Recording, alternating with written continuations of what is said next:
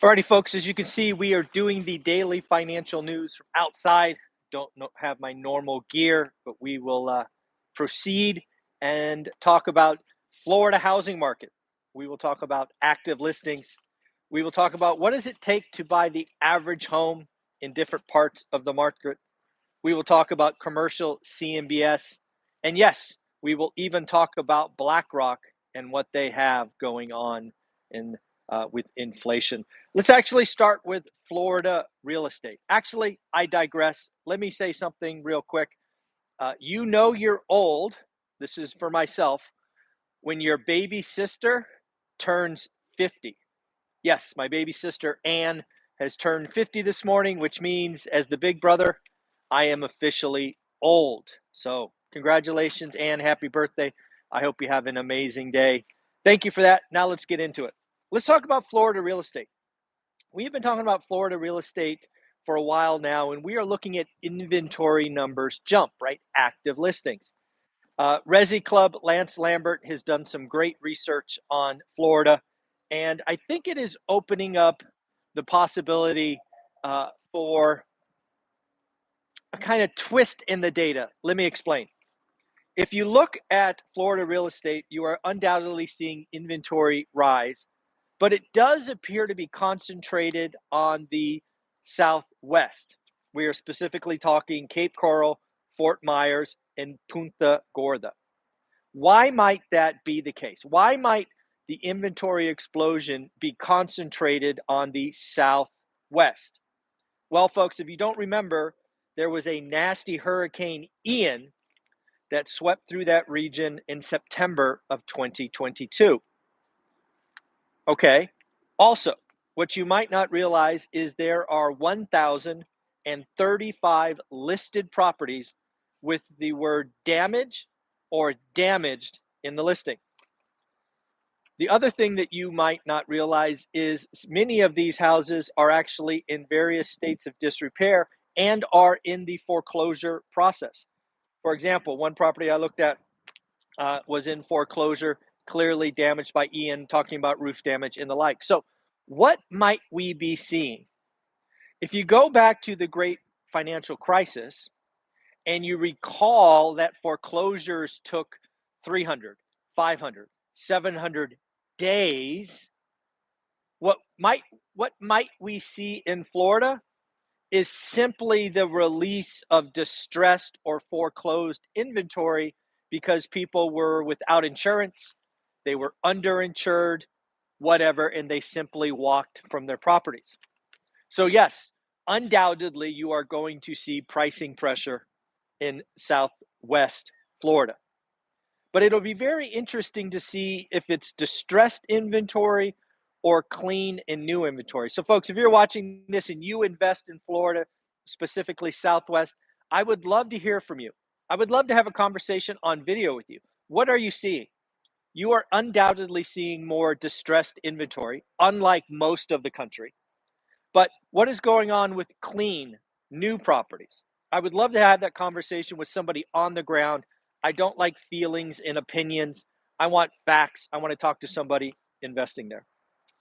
Let's go on to inventory for the week. Inventory for the week has increased year on year. This is something we have to watch. Is it new listings? Is it falling demand? Is it both? Only time will tell. But as of this week, active inventory rose from 497,000 to 498,000. Specifically, what is that? About 750 homes. So again, we have finally broken year on year and we have more inventory. It is going to be interesting because remember this fact. If you go back and watch our videos from January and February last year, that was the slow period. That's where flippers were losing money. That's where Adrian lost 100 grand. That's where Jason lost 50 grand. That's where Omar lost money. But then March turned around. So it is going to be very interesting in my guess, because March became very active, that we are actually going to see year on year growth in inventory. But we shall see over the next 4 weeks. New listings did increase as well. They went from 48,000 to 52,000. So lots of interesting stuff. Let's talk about jobs, jobs, jobs. That is what is happening this week. We have the ADP report, which comes out Wednesday. Last month, the actual number was 107 grand, 107, and was below expectations, meaningfully below expectations.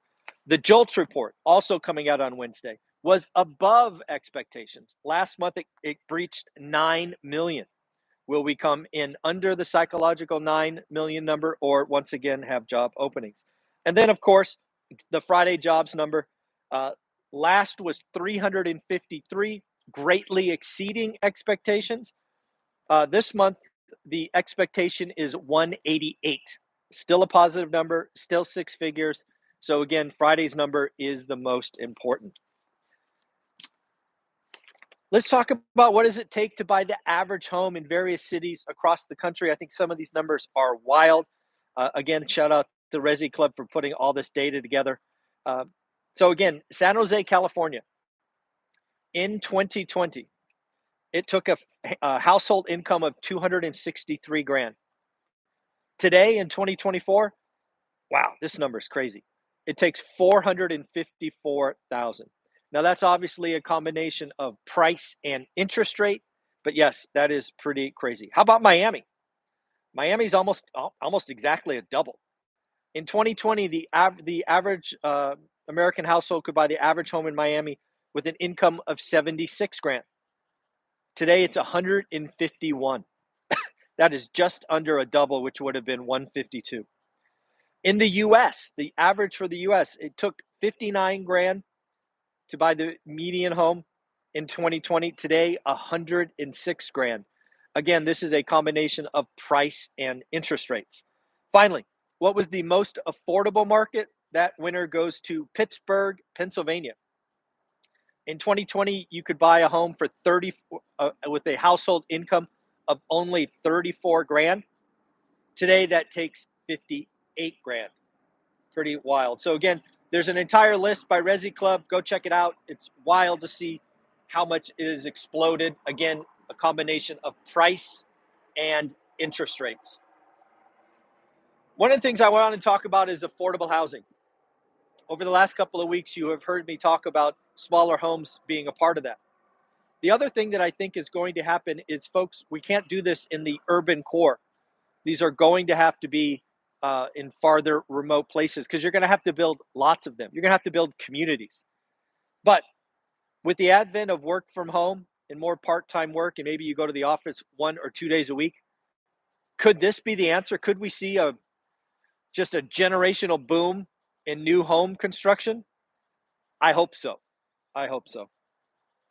Thought I would share with you a follower or somebody I follow on Twitter. His name is John Downs. John Downs is a mortgage broker, and he posted some interesting stats from February.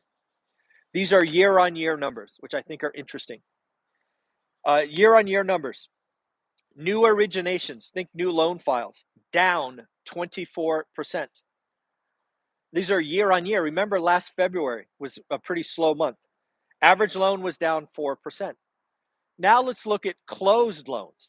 Closed loans. Closed loans were actually up 5%, while average loan value was down also 4%. So what does that mean? Well, I think it means that rates matter. We saw rates head meaningfully higher in February, which pulled back demand, new files. But the people that are buying, they're buying faster than last year, which I think is an interesting statistic. Again, also, February was an easy comparison. Last February, if you don't recall, was a very slow month. Remember, we talked to Velocity and Matt the Mortgage Guy and Convoy. Last year, February was a pretty slow month. Folks, I don't know if you saw this. I thought it was disgusting. Remember, there was that Delaware court case against Tesla, or specifically Elon Musk comp package. Again, I am not a Tesla guy. I will never own the stock. None of that stuff. But again, what I think is disgusting is the lawyers who successfully got the comp plan, I don't know, declined or whatever it is. They're asking for $6 billion. Think about that. A 5-week trial, to kill a comp plan and you ask for $6 billion, that is disgusting. That is terrible. Let's talk about commercial CMBS delinquency rate as a package has risen from roughly 3% in 2023 to roughly 4.5% in 2024. The pain is coming. Specifically, office delinquency. Office delinquency has gone from 1.8% in 2023 to 6.3%. It is my feeling that a lot of these offices will likely turn into extend and pretend. I think the greater pain is coming to multifamily. Again, why? Because of all the new syndicators, all of the bad assumptions, all the rate locks, all the insurance, all of that. I do believe, and I've said before, we'll say again now, when it is all said and done, and we are in 2028, 2029, the multifamily pain, meaning losses, will dwarf office. It will dwarf office by a big, big number. Alrighty, folks, a couple of things I want to announce today. One, at 3 o'clock today on this channel, I am releasing the opening video from the ORAT celebration. And if you don't know who that was Jason and Jen Pritchard. I believe it's important for you to see this couple who got on the same page financially and had some hard conversation and made some tough choices together, and how they started their journey to becoming rich and wealthy. At 3 o'clock today, you will see that recording right here on this channel for free. If you scroll down in the description and you want all 2 days plus the 21 bonus podcasts, there's a link to buy it and a coupon code. There's a coupon code there to save $50. If you want to get the full 2 days and 21 podcasts, you can do that and save $50. But go ahead and watch Jason and Jen at 3 o'clock today. Hopefully you enjoy that. And one more time to my, one more thing here. Let's congratulate Jason. Jason, congratulations for getting your next deal. Your card will be in the mail right over there. Jason, congratulations. And then finally, Anne, if you're still watching, happy birthday, 50 years as your big brother. Thank you for making me feel old. Have a great day, everyone. Take care. Bye.